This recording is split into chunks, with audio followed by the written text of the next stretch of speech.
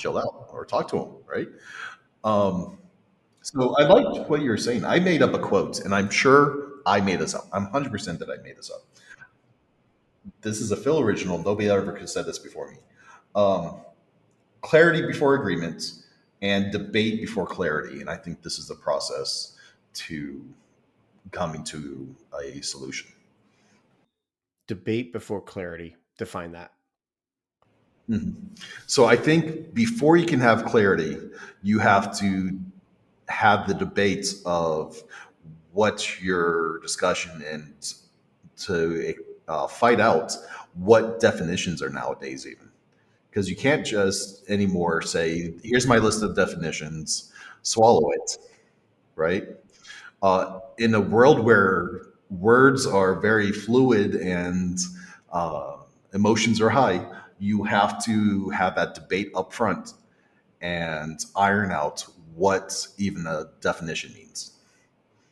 So usually I include that part as a part of the clarity part, but I can see the whole aspect of it. If you sit there and say, all right, clarity, it focuses on your positions, you do need the debate ahead of time to be able to come to a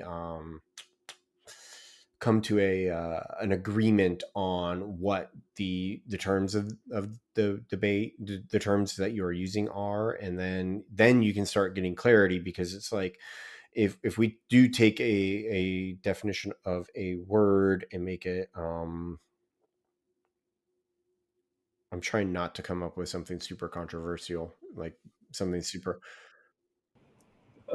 Well, I think what you're saying is you need to have your ground rules before you even have your debate. Yes. Yeah. Well. So no, I don't necessarily say like the ground rules. I guess what I'm saying is that debate portion is setting up the ground rules, and then you can get to the clarity. Because I think that's what you are talking about too. Like you need to debate those ground rules, and then you can set up then you can go and get to the clarity part and become clear on what your position is, and get clear on what the other person's position is, and then you can get to the actual quote unquote debate part, where you can start finding finding common ground, finding that agreement.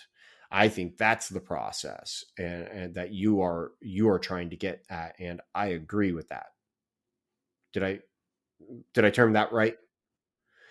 Yeah, you made it boring for me. Yeah, you did that great. I hate how eloquent you are. Makes me bored. I made that boring. You're so boring. You're so clear and so precise, so well thought out. No, I that was more of me trying to grasp and understand that whole process, because I think the way you shortened everything down into that is really good. It's very pithy. Pithy. That's because I'm a Russian princess. I need to find that quote. And on that note, I think we have hit the end of this. I think we've talked about leading up and down the chain of command pretty well. It may not necessarily be very clear that that's what we did for the listeners, but I think about it a lot. It's leading up and down the chain of the command. This chapter is very much focused on you. Yes, the whole book is focused on you as an individual and you as an individual leader, but this section is very much focused on you and where you are within the hierarchy of whatever organization that you are a part of, and how to approach the different situations. And one of the biggest things that we have to talk about, that comes out of this discussion, is the best way to lead up and down is clarity, and to over communicate. So that is what we are going to end on. We're going to end on the public portion with Phil is a Russian princess.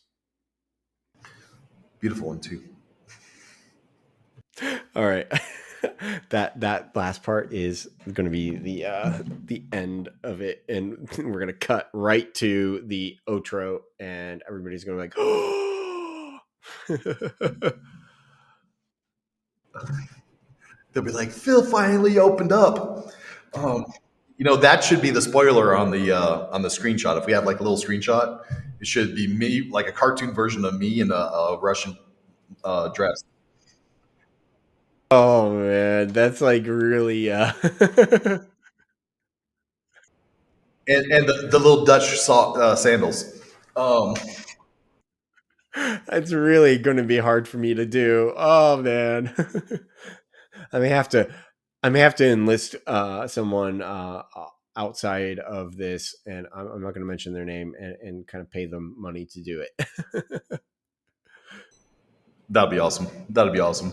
I had fun with this one. The biggest thing I think is you have to recognize in yourself when you're getting this resistance of fighting back against something that you're being asked for, and hold that for a second and say, what did this requirement come from, right?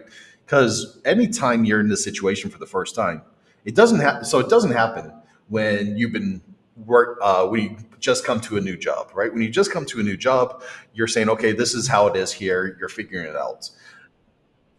Hmm.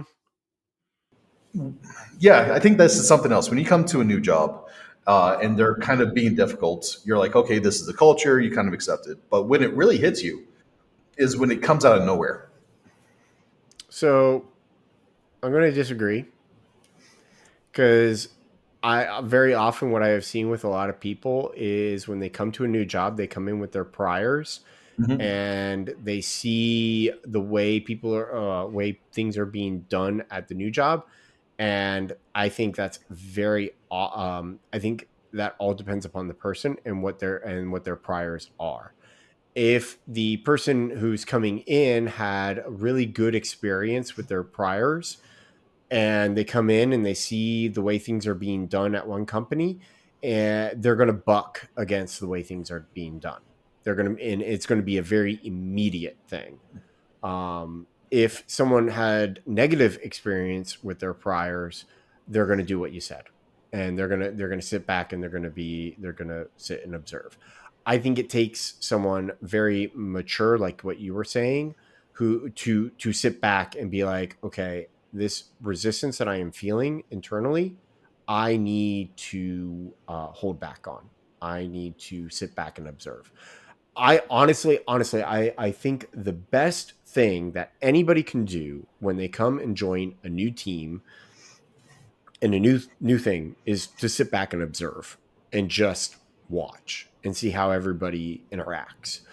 I think one of the hardest things that we can, or one of the hardest, I think one of the worst things that we can do as a company sometimes is expect somebody to be wildly productive on their first day. And I have seen companies that are like that. Now, mind you, I say all this having recognizing that one of the things that I have said is, as a senior developer, what I very often want to do, from my new developers who get hired on, is I want to see PR within the first couple of days of joining the team. I say that because I want them to start integrating with the team, and the idea is I want them to, one of the best ways that you can start observing and seeing things and integrating with the team is to get the immediate feedback of that stuff of that. I agree with you 100% about the whole uh, when you are starting to feel the resistance and stuff. My general attitude that I try to implement, and it can be very hard with certain things, is I see something new coming down the line, I sit back, I hear things, and I see it and I'm like, this isn't looking good. I'll try and give myself about 24 hours to respond or say anything. You're um, such a hot match. You're like a hot match. You're like 24 hours. I'll give them like I imagine that 24 hours is like overnight, right? It's not 3 working days. I'll give them a like until morning to realize they were wrong, and then I'll explain it to them for about 2 seconds, and then I'll bring out my bat. That's part of it. I mean, my main thing is what I have found is that, so first off, it is good advice to not go to bed angry, because when you go to bed angry, it is hard for you to get sleep. At least it is for me. But at the same time, I do find it is helpful to sleep on it, because when I sleep on it, and I wake up in the morning, I feel a little bit better about the whole situation. I've given myself time to process the thing that's going on, and then I can sit and think about it. So That's cool. That's probably enough time to think on something. that's, but that's my rule. It's not necessarily going to be the right rule for everybody. For a lot of people, it might be, you might just need an hour. You might need to just say, "Ugh, I'm angry. Let me go for a walk." And then 20 minutes later, you come back and you're like, I'm refreshed. Let me respond. This is a base level of maturity. Like, let's call this a tantrum, right? You're avoiding tantrums. This little I'm going to go for a walk thing. This isn't even maturity. This is stop having tantrums. But I like that. I like it. I like how we finally define what it is to be a child nowadays. Um, It's hilarious because I really have to fight within myself the temptation to throw a tantrum over certain things, especially certain things that happen. So that I will not say while we are. when I came back from Iraq, I had a huge problem with that. Somebody almost ran over my kid, and when I came back to the states, somebody almost ran over my kid, and I literally was about to pull them out of their car, and then one cop got pissed off at me, and I almost beat the hell out of a cop. And I love cops, right? Like my father was an officer. My Many of my best friends are officers. Um, I can at this point I can see her perspective. Their perspective is like two, a girl and a guy. And it's lucky. I guess I'm lucky there wasn't two girls. Or maybe I'm lucky there wasn't two guys because maybe I would have whooped both their ass. But right, but At the same time, I'm almost kind of like that. That seems like a completely understandable reaction. well, yeah, right. And I know. I mean, it's a parking lot. They shouldn't be going so fast, especially with kids around. Right now I'm older, right. But literally, I was kind of over the top on it, right, looking back. But no matter what, right? You know, the we're not in the 50s anymore when you can beat somebody to teach them a lesson. So Well, and that's something that's funny. There's a quote from Mike Tyson who says, part of the problem is people just don't get punched in the nose enough these days. it's true. It's true. But I'm not for violence. Let me put it that way, right? And I don't mean a physical punch, right? You need sometimes a man needs to be corrected. Well, the point is that the point that he's making, or the general point that he's making, is people do not face consequences for their actions anymore. Yes, catch and release. And at the same time, like, then but they've also twisted consequences too. Like, they've twisted them all around. I mean, we could go and we can take a look at the incident that happened a couple of years ago about this woman who is walking her dog in Central Park, and I don't remember exactly everything, but then this guy is filming her and is basically sitting there saying, "You can't do that. You can't do that with the dog. You can't do this thing with the dog." And the dog's like, or Oh yeah, he was looking for a fight. The guy was looking for a fight. well, exactly. And the woman sits there and she's like on the phone and she's like saying, She's like calling the police. She's like, "This black guy is harassing me, and it's scary." And yes, yes. And then she got completely and utterly destroyed by everybody. Now, mind you, in one regard, yeah, you could easily make the argument that, yeah, she didn't need to mention the person's race. Like, she didn't, you could make you whole. no, I think it's completely appropriate. You should describe the person if they get away. You should be a black guy, 6 foot tall, with goatee and so on. But that wasn't the case, was it? Now, hold on. it wasn't the case. It wasn't the way she was saying it. She was just like offering that up immediately. Like what I'm saying, like you could make that argument. Like, okay, you can make that argument, and I can concede to you that argument. Now, when they because at one point the person on the other line, the dispatch, would ask them describe the person, and that's when you would go and you do that. Now, mind you, to be perfectly honest, the real bad guy in this situation was that guy, because that guy apparently what he does is he walks around the park or walked, I don't know if he still does, with treats and stuff, and tries to entice dogs away from their owners.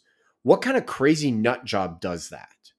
Like that guy, in all reality, and so everybody like sit there, or everybody, a lot of people online were sitting there saying, well, she deserved what she got. She got what she deserved for being fired and all these other crazy things that happened to her. Well, no, the thing is, yeah, what she did was kind of, in one regard, like I said, I can concede to you that argument and everything. What she did was stupid, but at the same time, that guy didn't receive anywhere near enough stuff. I think he should have received more ire from everybody online. Should he have gotten fired from his job? No. Should she have gotten fired from her job? No. Why? Because that situation has nothing to do with their job. But the guy should have at least been ostracized from society, in the sense that, hey, dude, what are you doing? Don't do that. Like, there needs to be consequences for his actions.